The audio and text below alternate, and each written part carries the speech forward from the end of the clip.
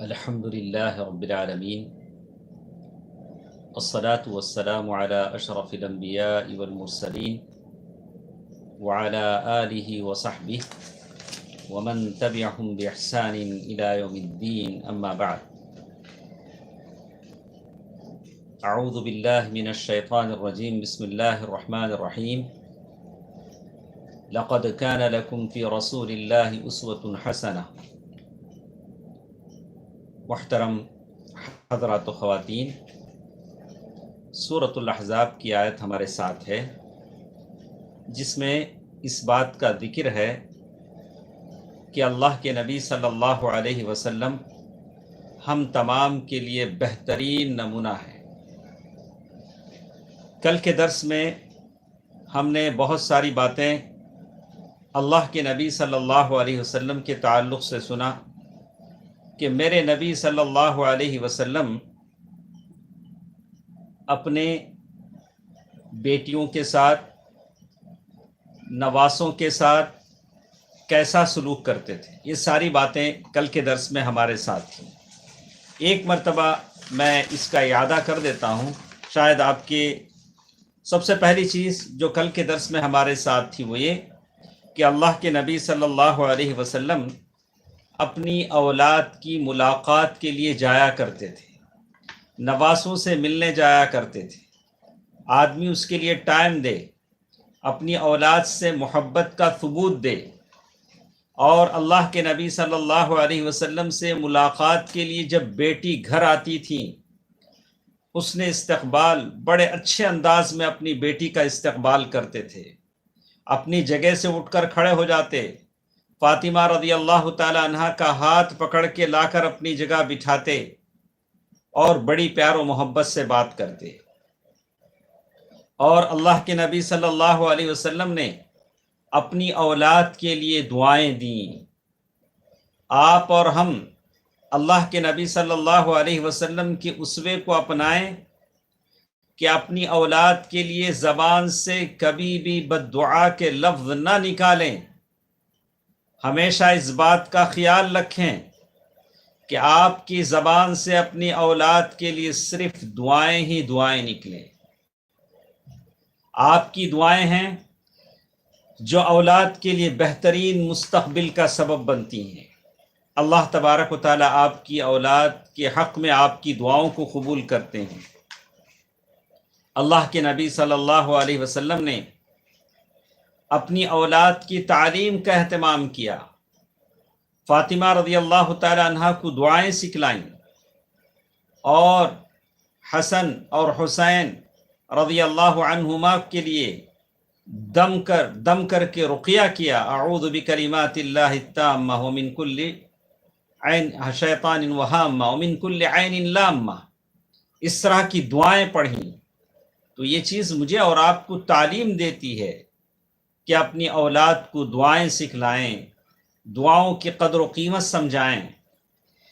اور اسی طرح اللہ کے نبی صلی اللہ علیہ وسلم کی سیرت سے جو باتیں ہمارے ساتھ گزشتہ درسوں میں تھیں وہ یہ بھی کہ اللہ کے نبی صلی اللہ علیہ وسلم اپنی بے انتہا مصروفیت کے باوجود رسالت اور منافقین کا مکر و فریب، کفار مکہ کی دشمنیاں، اور جو جماعتیں وفود کی شکل میں آپ سے ملنے آیا کرتی تھیں، ان تمام کی مصروفیات کے باوجود اپنی بیٹیوں کی عائلی زندگی میں جو کچھ ہوتا تھا اس سے بھی باخبر ہوتے تھے۔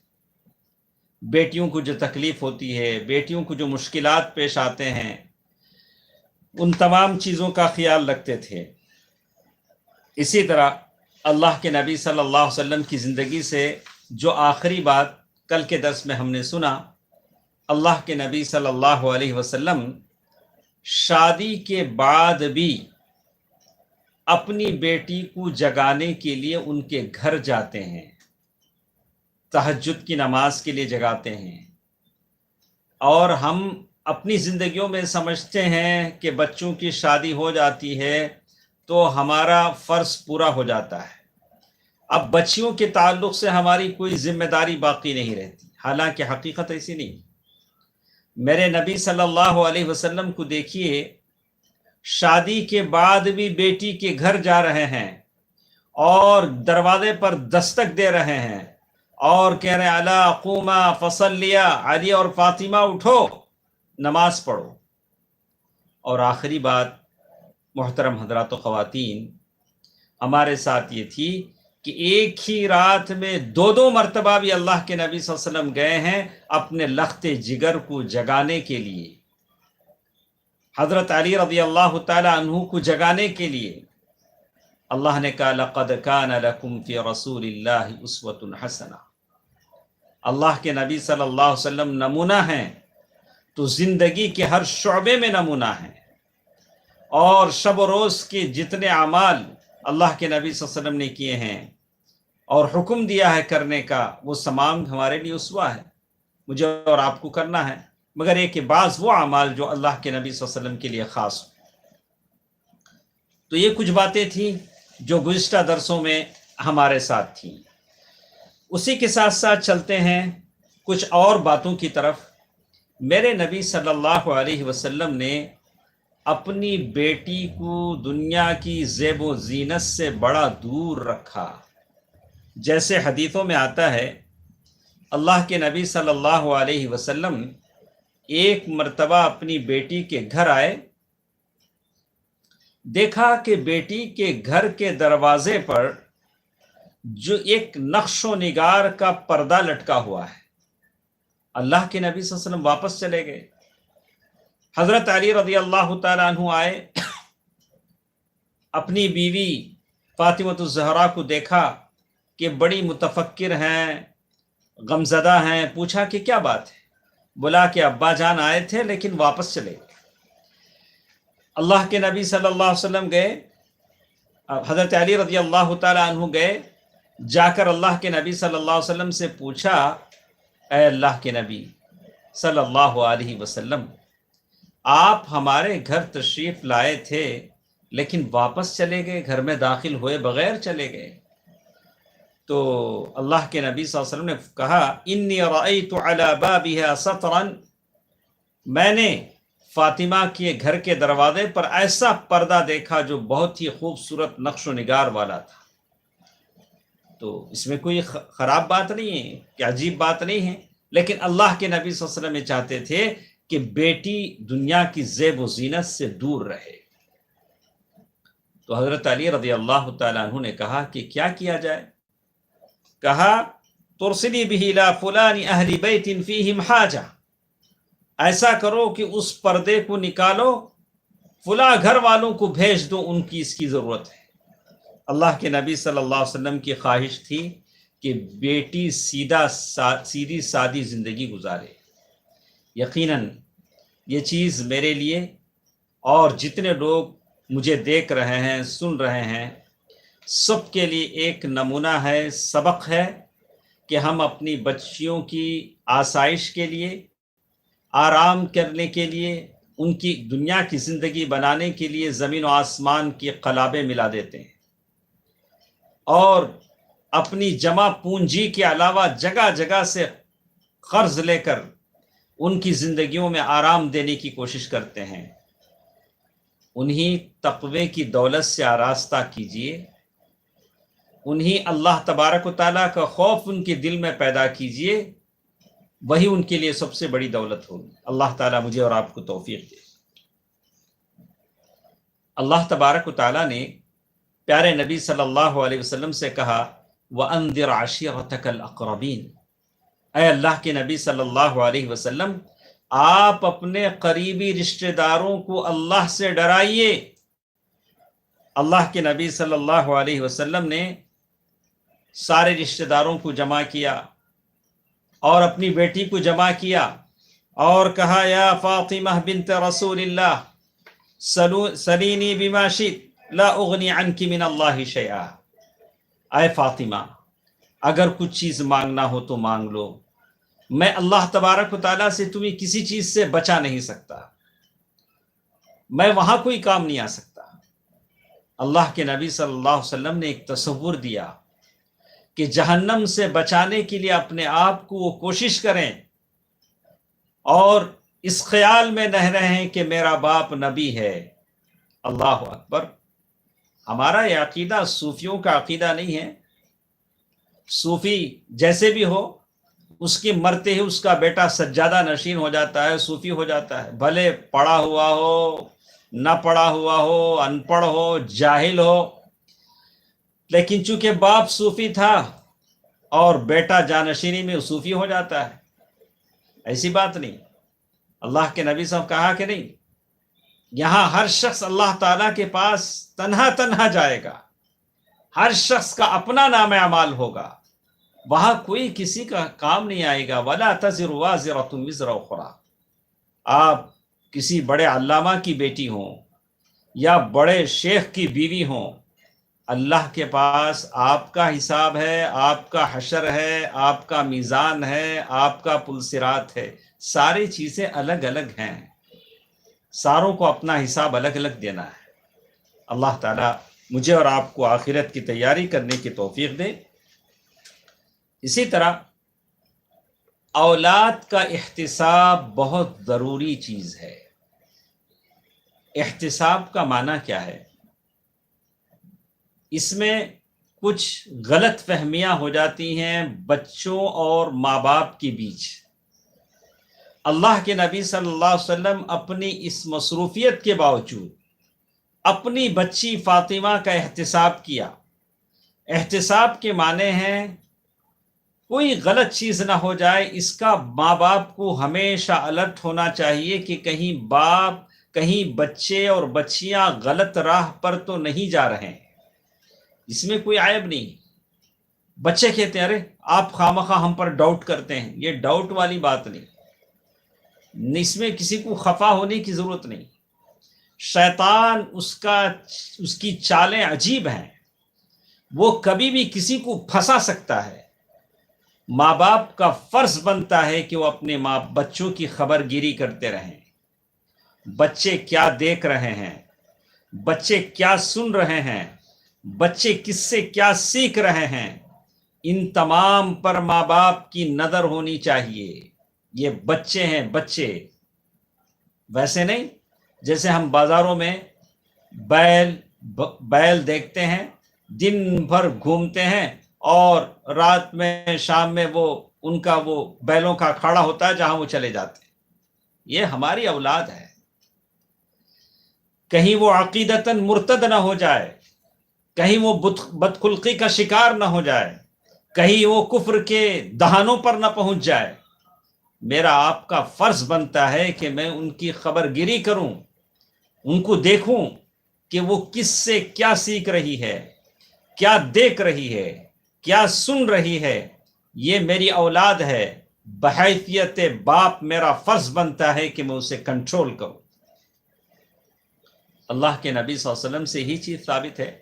بعض حدیثیں ہیں جو حسن کے درجے کو پہنچتی ہیں۔ اللہ کے نبی صلی اللہ علیہ وسلم نے حضرت فاطمہ رضی اللہ تعالی عنہا کے گلے میں سونے کا ہار دیکھا تو اللہ کے نبی صلی اللہ علیہ وسلم نے اسے پکڑ کے نکالا، سونے کا ہار، اور اللہ کے نبی صلی اللہ علیہ وسلم نے فرمایا فاطمہ، اے فاطمہ، کیا تم چاہتی ہو کہ لوگ کہیں کہ دیکھو یہ فاطمہ اللہ کے رسول کی بیٹی ہے اور اس کے گلے میں سونے کا چین ہے؟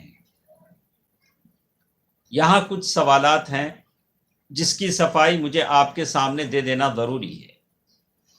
حدیث جو میں نے آپ کے سامنے بیان کیا، اللہ کے نبی صلی اللہ علیہ وسلم نے فاطمہ رضی اللہ تعالی عنہا کے گلے سے سونے کی زنجیر، سونے کا چین سلسلہ لیا اور کہا کہ اے فاطمہ، کیا تم یہ پسند کرتی ہو کہ لوگ کہیں کہ دیکھو یہ اللہ کے نبی کی بیٹی ہے، اس کے گلے میں سونے کا چین ہے؟ تو علماء نے اس کی 3 توجیحات بیان کی۔ عورت کے لیے سونا پہننا، گولڈ یعنی سونے کے زیورات پہننا غلط نہیں، وہ جتنا سونا چاہے پہن سکتی ہے اور اپنے شوہر کے لیے خوبصورتی کا باعث بن سکتی ہے، یہ کوئی برائی نہیں۔ لیکن اس حدیث کا مطلب کیا ہے؟ تو علماء نے کہا کہ ایک تو مطلب یہ ہے کہ یہ اس وقت کی بات ہے جب سونے کی اجازت، یعنی یہ چیز منسوخ ہے، جب سونے کی استعمال کی اجازت آئی تو یہ چیز ختم ہو گئی، اس چیز کو ختم کر دیا گیا اور صحابہ کرام نے سونا بکثرت استعمال کرنا شروع کیا۔ دوسری چیز ہے کہ یہ وہ زیور کہیں گے جس میں زکوٰۃ ادا نہ کیا گیا، ایسے اگر پہنا جاتا ہے تو تب بھی غلط ہے۔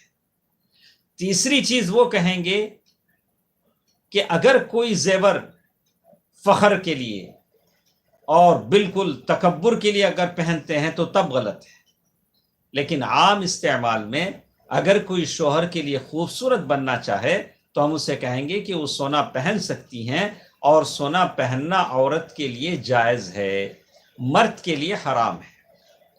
ہمارے ہاں جیسے ہوتا ہے، ہمارے بعض علاقوں میں مرد کے لیے شادی میں سونے کی انگوٹھی مانگی جاتی ہے، تو وہ مرد جو شادی میں نکاح میں سونے کی انگوٹھی پہنے وہ مرد ہے کہ عورت ہے؟ عورت کے لیے تو سونا حلال ہے۔ اب اگر وہ شادی میں بیٹھ کر سونے کی انگوٹھی پہنتا ہے تو اب ہم اسے کیا کہیں گے؟ تو آدمی کو احتیاط کرنا چاہیے۔ اللہ کے نبی صلی اللہ علیہ وسلم نے جو چیز حرام کر دی وہ حرام ہے۔ ایسا نہیں ہوگا کہ آپ شادی میں پہنے تو آپ کے لیے حلال ہے اور دوسرے اوقات میں حرام ہے، ایسی بات نہیں ہے۔ تو الغرض بات معلوم یہ ہوتی ہے کہ عورت سونا پہن سکتی ہے، اور اسی لیے تو عورت کے لیے سونے پر زکوٰۃ بھی ہے۔ کب تک زکوٰۃ دے گی؟ تب تک آپ کا سونا 85 گرام سے کم نہیں ہو جاتا، تب تک آپ زکوٰۃ دیتے ہی رہیں گے، آپ کو دینا ہی پڑے گا۔ اسی طرح اللہ کے نبی صلی اللہ علیہ وسلم سے جو چیزیں ثابت ہیں، اللہ کے نبی صلی اللہ علیہ وسلم کی ایک کوشش ہوتی تھی کہ اولاد آپ کے نواسے حلال چیزوں کا استعمال کرے۔ یہ بہت بڑی چیز ہے۔ آپ دیکھیں کہ بچے کیا کھا رہے ہیں، آپ کیا کھلا رہے ہیں، کئی حرام کا نوالا تو ان کے جسم میں نہیں جا رہا ہے تاکہ کل قیامت کے دن جنت کے وہ قابل نہ رہ سکیں۔ اللہ کے نبی صلی اللہ علیہ وسلم کے نواسے کو دیکھیے، اللہ کے نبی صلی اللہ علیہ وسلم کے نواسے اپنے نانا کے ساتھ جا رہے ہیں، اچانک کوئی کھجور نظر آیا، بچے ہیں، وہ زمانے میں کھجور ایک چاکلیٹ کی حیثیت رکھتا تھا، فوراً انہوں نے کھجور اٹھا لیا اور منہ میں ڈال لیا۔ اللہ کے نبی صلی اللہ علیہ وسلم نے فوراً کہا کخ کخ، یعنی تھو تھو کرو، یعنی نکال دو اس کو، یعنی منہ سے اسے نکال دو۔ بعض روایتیں یہاں تک آتی ہیں کہ ہاتھ ڈال کر انگلی ڈال کر اسے نکالا، اور اللہ کے نبی صلی اللہ علیہ وسلم نے کہا اما شعرت ان لا نأکل صدقہ، کیا تم نہیں جانتے کہ ہم لوگ صدقے کا کھجور نہیں کھاتے؟ یعنی زکوٰۃ، یہ ساری چیزیں ہم نہیں لیتے۔ ہو سکتا ہے وہ کھجور جو گرا ہو صدقہ زکوٰۃ کا کھجور ہو۔ تو یہاں ایک مسئلے کی وضاحت کر دینا میں ضروری سمجھتا ہوں کہ سید کو زکوٰۃ دینے کا حکم ہے۔ اللہ کے نبی صلی اللہ علیہ وسلم نے، جیسے اس حدیث سے معلوم ہوتا ہے کہ سید کے لیے زکوٰۃ کا مال حرام ہے۔ سید لوگ بڑے محترم ہوتے ہیں، بڑے عالی شان ہوتے ہیں، ان کو زکوٰۃ کے علاوہ دوسری بہت ساری چیزیں آپ کو دینا چاہیے۔ اللہ کے نبی صلی اللہ علیہ وسلم نے وصیت کی، تاکید کی، وعترتی واہل بیتی، میرے اہل بیت اور میرے خاندان کی عزت کرو۔ آپ اللہ کے نبی صلی اللہ علیہ وسلم کے خاندان کی عزت کریں گے، سید کی عزت کریں گے تو اللہ تعالیٰ آپ کو بلند درجہ دے گا۔ اور زکوٰۃ یہ اوساخ الناس، اوساخ المال، یعنی مالوں کا میل ہے، او اوساخ المال، یہ مالوں کا میل ہے۔ اس میل کچیل کو آپ سید کے حوالے نہیں کر سکتے ہیں۔ تو معلوم یہ ہوتا ہے، لیکن سید وہ کچھ لوگ ہیں جن کے پاس شجرہ ہوتا ہے، فیملی ٹری ہوتا ہے، ان کا نسب پورا معلوم ہوتا ہے کہ وہ سید ہے، لیکن بہت سارے ایسے ہیں جو سید کہلاتے ہیں ان کے پاس کوئی فیملی ٹری نہیں، ان کے پاس کوئی شجرہ نہیں، ان کے پاس کوئی یہ نہیں ہے، سلسلہ نہیں ہے، تو ایسے لوگوں کا کیا کیا جائے؟ جو بہت ہی مجبور ہیں، بےکس ہیں، تو بعض علماء نے جیسے ابن تیمیہ رحمہ اللہ اور لوگوں نے آخری شکل یہ کہی کہ اگر ان کے کوئی اور ذرائع نہیں ہیں تو مجبوری کی شکل میں ان کو دیا جا سکتا ہے، زکوٰۃ کا مال سید کو بھی دیا جا سکتا ہے۔ یہ آخری شکل ہے، اضطراری شکل ہے، لیکن پہلے تو یہ ہونا چاہیے کہ ان کے لیے ہدیہ دیں، تحفہ دیں، تحفے تحائف دیں، لیکن زکوٰۃ کے مال سے ان کو آلودہ نہ کریں، اس لیے کہ وہ سید ہے، وعطرتی و اہل بیتی۔ اسی طرح اللہ کے نبی صلی اللہ علیہ وسلم کا سلوک دامادوں کے ساتھ کیسے تھا؟ داماد یہ ایک شخص ہے جو آدمی اپنی بیٹی کو اس کے حوالے کرتا ہے تو اس سے آدمی کا تعلق اچھا ہونا چاہیے۔ اللہ کے نبی صلی اللہ علیہ وسلم کی بہت ساری چیزیں حدیثیں بتاتی ہیں کہ اللہ کے نبی صلی اللہ علیہ وسلم نے بہت سارے موقعوں پر اپنے دامادوں کی تعریف کی، ان کے لیے دعائیں سکھلائیں، ان کے لیے دعائیں سکھائیں۔ داماد کو غم اور سختی کے وقت پڑھنے کی دعا اللہ کے نبی صلی اللہ علیہ وسلم نے سکھائی، علی رضی اللہ تعالیٰ عنہ کو دعا سکھلائی، کہا کہ غم اور سختی کے وقت یہ دعا کریں، لا الہ الا اللہ، لا الہ الا اللہ الکریم الحلیم سبحانہ وتبارک اللہ رب العرش العظیم، سبحانہ وتبارک اللہ رب العرش العظیم والحمد للہ رب العالمین۔ اللہ کے نبی صلی اللہ علیہ وسلم نے یہ دعا حضرت علی رضی اللہ تعالیٰ عنہ کو سکھلایا کہ دیکھو سختی کے وقت، غم کے وقت یہ دعا پڑھو، لا الہ الا اللہ الکریم الحلیم سبحانہ وتبارک اللہ رب العرش العظیم والحمد للہ رب العالمین۔ اور اسی طرح اللہ کے نبی صلی اللہ علیہ وسلم نے حضرت علی رضی اللہ تعالیٰ عنہ کو قرض ادا کرنے کی بھی دعا سکھلائی، کہا کہ ایک شخص حضرت علی رضی اللہ تعالیٰ عنہ کے پاس آئے، پریشان حال تھے، اللہ کے نبی صلی اللہ علیہ وسلم نے فرمایا کہ میں تمہیں ایک دعا سکھلاتا ہوں، اگر پہاڑ کے برابر بھی قرض ہو تو اللہ اس کا بندوبست کر دے گا۔ پھر وہ دعا انہوں نے سکھلائی، اللہم اکفنی بحلالک عن حرامک واغننی بفضلک عمن سواک، اللہم اکفنی بحلالک عن حرامک واغننی بفضلک عمن سواک۔ یہ دعا ترمذی کی روایت ہے اور حدیث حسن ہے۔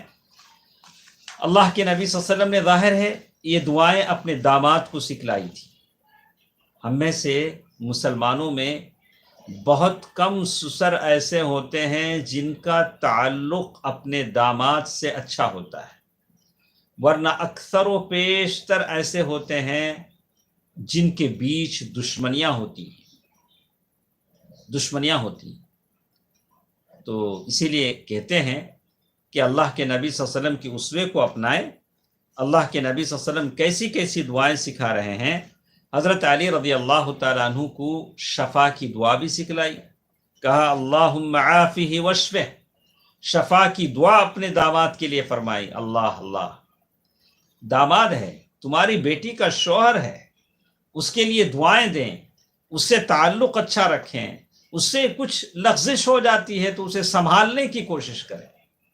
پھر آپ کیسے سسر ہیں جو اس داماد کو سنبھال نہ سکیں جو آپ کی بیٹی کو سنبھال رہا ہے؟ آپ کو سنبھالنا چاہیے اور اس سے درگزر کرنا چاہیے، اس کے خطاؤں کو بالکل معاف کرنا چاہیے۔ اللہ کے نبی صلی اللہ علیہ وسلم کے بارے میں حدیثوں میں آتا ہے، آپ نے غزوہ خیبر کا واقعہ سنا ہوگا، اللہ کے نبی صلی اللہ علیہ وسلم نے جھنڈا دینے کے لیے غزوہ خیبر کے موقع پر حضرت علی رضی اللہ تعالیٰ عنہ کو بلایا تو حضرت علی رضی اللہ تعالیٰ عنہ نے کہا انی ارمد العینین، اے اللہ کے نبی صلی اللہ علیہ وسلم میرے آنکھوں میں تکلیف ہے۔ اللہ کے نبی صلی اللہ علیہ وسلم نے ان کے لیے دعا کی، اللہم اذھب عنہ الحر والبرد، یا اللہ اس کو شفایا بھی دے، حسن حدیث ہے۔ تو اللہ کے نبی صلی اللہ علیہ وسلم دامادوں کے لیے کیا کیا کر رہے ہیں؟ دعا کر رہے ہیں، بہت ساری دعائیں ان کو سکھلا رہے ہیں۔ تو یہ حدیثیں ہم کو بتاتی ہیں کہ داماد کی تعلیم و تربیت کا بھی آپ کو لحاظ کرنا چاہیے، اور کھانے میں بھی بعض حسن حدیثیں آتی ہیں۔ اللہ کے نبی صلی اللہ علیہ وسلم کے ساتھ حضرت علی موجود تھے، طبیعت خراب تھی، تو کچھ کھجور وہاں رکھے ہوئے تھے، کھجرے کھجور، تو وہ کھانا چاہ رہے تھے، تو اللہ کے نبی صلی اللہ علیہ وسلم نے کہا کہ نہیں، ابھی نہیں، تمہاری طبیعت اچھی نہیں ہے، اور پھر ان کے لیے جو اور چقندر کا شوربہ بنایا گیا، تو اللہ کے نبی صلی اللہ علیہ وسلم فرمایا کہ یہ کھاؤ، یہ تمہاری طبیعت کے لیے اچھا ہے، صلی اللہ علیہ وسلم۔ اللہ کے نبی صلی اللہ علیہ وسلم کو دیکھیے کہ اپنے داماد کے ساتھ کیسے آپ کا نمونہ ہے، سلوک ہے، دعائیں بھی سکھلا رہے ہیں، کیا بہتر ہے ان کے لیے وہ مشورہ بھی دے رہے ہیں، کیا غلط ہے اس سے روک بھی رہے ہیں، صلی اللہ علیہ وسلم۔ اللہ کی رحمت، اللہ تبارک و تعالیٰ کی رحمتیں آپ پر نازل ہوں۔ اللہ کے نبی صلی اللہ علیہ وسلم کو دیکھیے تو معلوم یہ ہوتا ہے کہ اللہ کے نبی صلی اللہ علیہ وسلم کا سلوک ہے اپنے دامادوں کے ساتھ۔ اور اسی طرح اللہ کے نبی صلی اللہ علیہ وسلم کی اپنے دامادوں کے ساتھ بہت ساری باتیں ہمارے ساتھ ہیں، اور آپ کو ہم بتائیں گے۔ اللہ کے نبی صلی اللہ علیہ وسلم کے ایک داماد تھے ابو العاص رضی اللہ تعالیٰ عنہ، ایک زمانے تک مسلمان نہیں ہوئے۔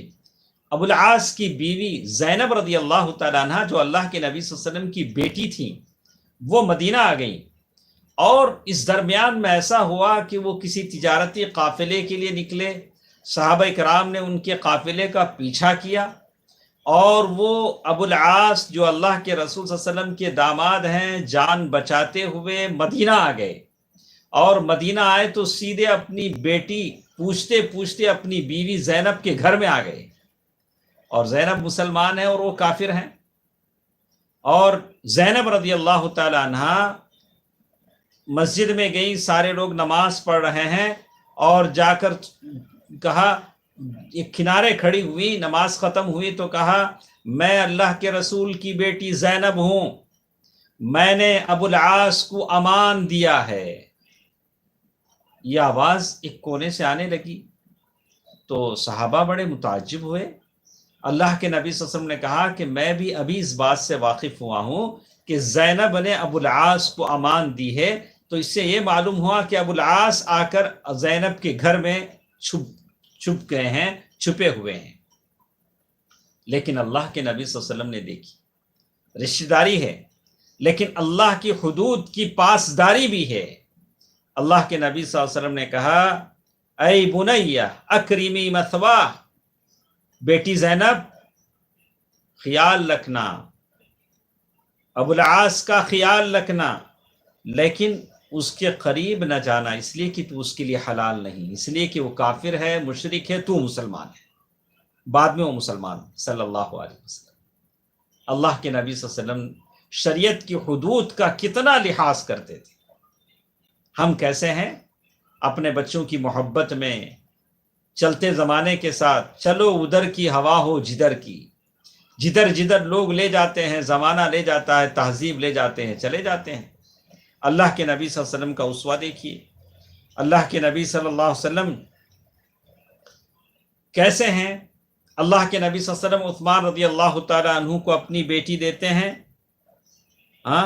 رقیہ کی شادی ہوتی ہے، جب رقیہ رضی اللہ تعالیٰ عنہ کا انتقال ہوتا ہے تو اپنی دوسری بیٹی کو بھی زوجیت میں دے دیتے ہیں، ام کلثوم رضی اللہ تعالیٰ عنہ۔ کیا تعلق ہوگا دونوں میں؟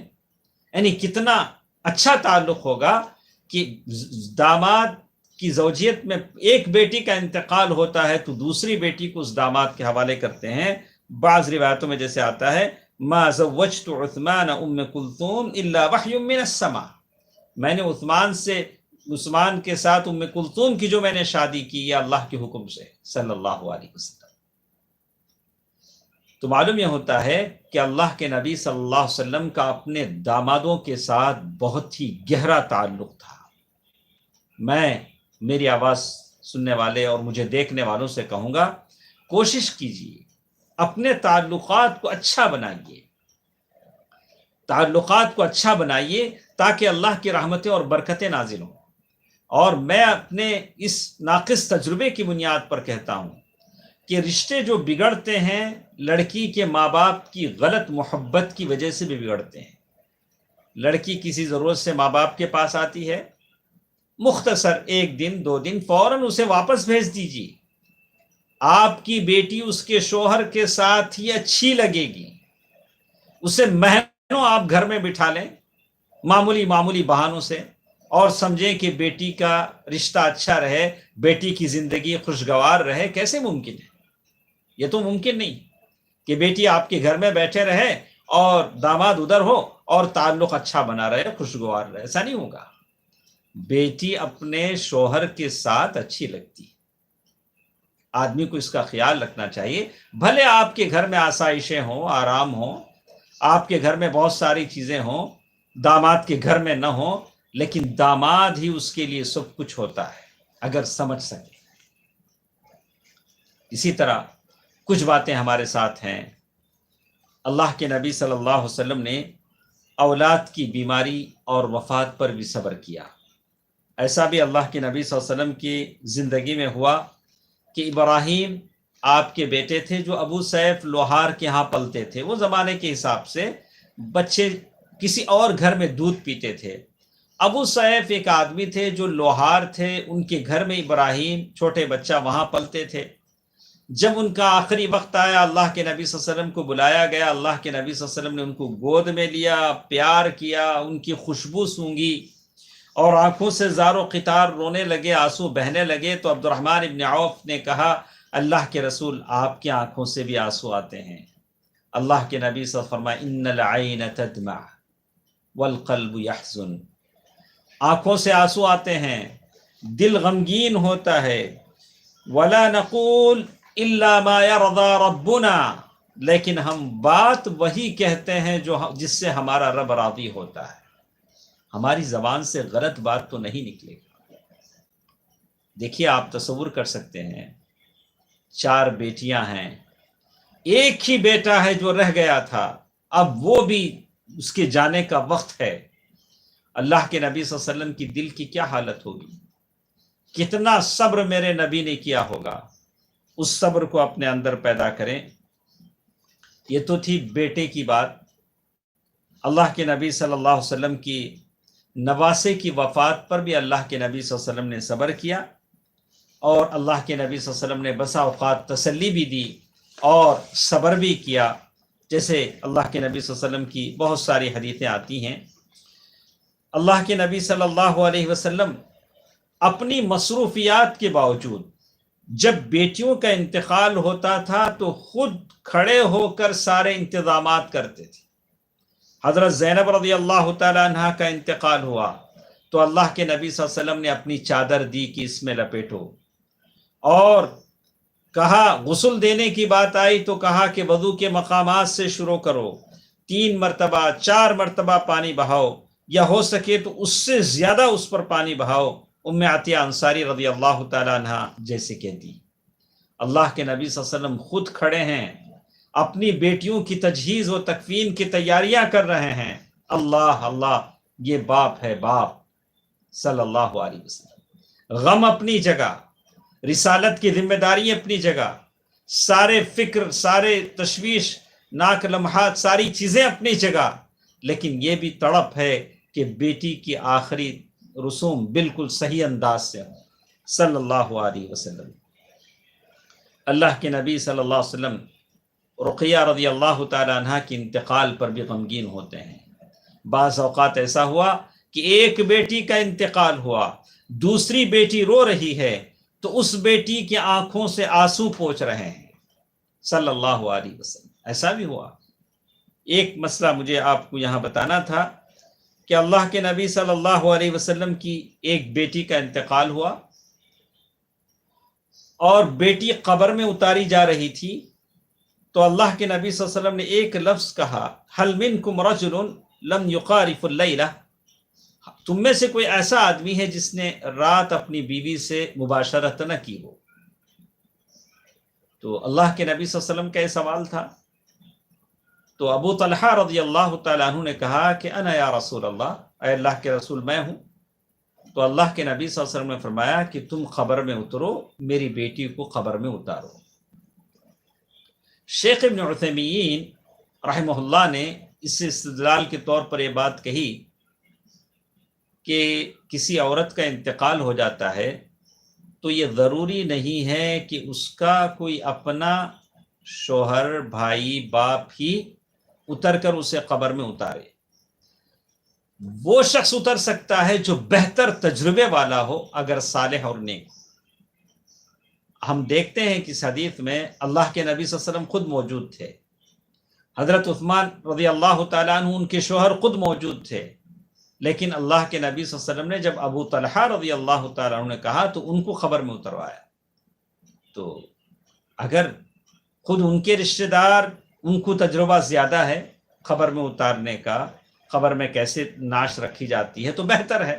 نہیں تو کوئی بھی آدمی جس کو تجربہ ہو، نیک ہو، صالح ہو، قبر میں اتر سکتا ہے، جیسے اس حدیث سے شیخ ابن عثیمین رحمہ اللہ نے استنباط کیا ہے۔ تو معلوم ہوتا ہے کہ یہ ساری باتیں ہیں جو ہم کو یہ بتاتی ہیں کہ بحیثیت باپ آدمی اپنی بیٹیوں اور نواسوں، پوتروں، بیٹوں کی ہر حالت میں آدمی صبر کرے۔ تو آخر میں اس بات کی کچھ خلاصہ ہے جو میں آپ کے سامنے پیش کر کے اپنی بات ختم کر دینا چاہتا ہوں۔ جو باتیں ہمارے سامنے آتی ہیں ان میں اس بات کا ذکر ہے کہ اللہ کے نبی صلی اللہ علیہ وسلم جن باتوں کا یہاں بتایا گیا ہے وہ باتیں ہیں کہ اللہ کے نبی صلی اللہ علیہ وسلم کی پوری کوشش تھی کہ اپنی بیٹی کو دنیاوی زیب و زینت سے دور رکھیں۔ آدمی کوشش کرے، سب سے پہلی چیز دین سے، عقیدے سے اپنی اولاد کو آراستہ کرے، ساتھ ساتھ اپنی اولاد کو، نواسوں کو، پوتوں کو دوزخ کے آگ سے بچانے کی فکر کرے۔ اور ایک چیز، اولاد کا احتساب کرے، ہر پل، ہر لمحہ اس بات کا خیال رکھے کہ اولاد کیا سن رہی ہے، کیا دیکھ رہی ہے، کس سے تربیت پا رہی ہے اور کس سے وہ اپنے اخلاق سیکھ رہی ہے۔ اس کا ہر لمحے نوٹ کریں کہ ایسا نہ ہو کہ اولاد ارتداد کے دہانے پر پہنچ جائیں اور بدخلقی کا شکار ہو جائیں، آپ کو پتہ بھی نہ ہو، العیاذ باللہ۔ اور اولاد کے لیے، دامادوں کے لیے، رشتہ داروں کے لیے دعائیں مانگے۔ آپ کی دعائیں ہیں جو ان کے مستقبل کو سنوار سکتی ہیں۔ اور اسی طرح اولاد کی بیماریوں پر صبر کریں اور ان کو دعائیں بتلائیں، جیسے اللہ کے نبی صلی اللہ علیہ وسلم نے اپنی اولاد کے لیے دعائیں بتلائی ہیں اور صبر کی تلقین کی ہے۔ تو یہ چند باتیں تھیں جو اللہ کے نبی صلی اللہ علیہ وسلم بحیثیت باپ کے موضوع پر میں نے آپ کے سامنے کہی ہیں۔ ہمارے لیے بہترین نمونہ ہے، اس نمونے کو ہم اپنانے کی کوشش کریں۔ انشاءاللہ اگلے درس میں ہمارے ساتھ بہت ہی اہم مسئلہ ہے، وہ ہے بر الوالدین۔ اللہ کے نبی صلی اللہ علیہ وسلم نے اپنے ماں باپ کے ساتھ کیسے سلوک کرنے کی بات کہی۔ اس ٹاپک میں تو اللہ کے نبی صلی اللہ علیہ وسلم بحیثیت باپ ہیں، لیکن اللہ کے نبی صلی اللہ علیہ وسلم کی تعلیمات اپنے ماں باپ کے ساتھ کیسے سلوک کریں کیا ہے، جو آج کل کے زمانے میں ہم دیکھتے ہیں۔ انشاءاللہ کل کے درس میں ہمارے ساتھ یہ باتیں ہوں گی۔ اللہ تعالیٰ جو بھی ہم سنتے ہیں اس پر عمل کرنے کی توفیق دے۔ اللہ تبارک و تعالیٰ ہم میں جو بیمار ہیں اللہ انہیں شفا بھی نصیب فرمائے، جو پریشان ہیں ان کی پریشانیوں کو دور فرمائے۔ یا اللہ جو مجبور ہیں، بے کس ہیں، فاقہ کشی کا شکار ہیں، یا اللہ انہیں تونگر بنا دے، تیرے رحمت کے خزانوں میں سے ان کی جھولیاں بھر دے۔ یا اللہ ہم تمام کے مرحومین کی مغفرت فرما۔ ان اللہ ملائکتہ یصلون علی النبی یا ایھا الذین آمنوا صلوا علیہ وسلموا تسلیما۔ اللہم صل علی محمد وعلی آل محمد کما صلیت علی ابراہیم وعلی آل ابراہیم انک حمید مجید۔ اللہم بارک علی محمد وعلی آل محمد کما بارکت علی ابراہیم وعلی آل ابراہیم انک حمید مجید برحمتک یا ارحم الراحمین۔ والحمد للہ رب العالمین۔ والسلام علیکم ورحمۃ اللہ وبرکاتہ۔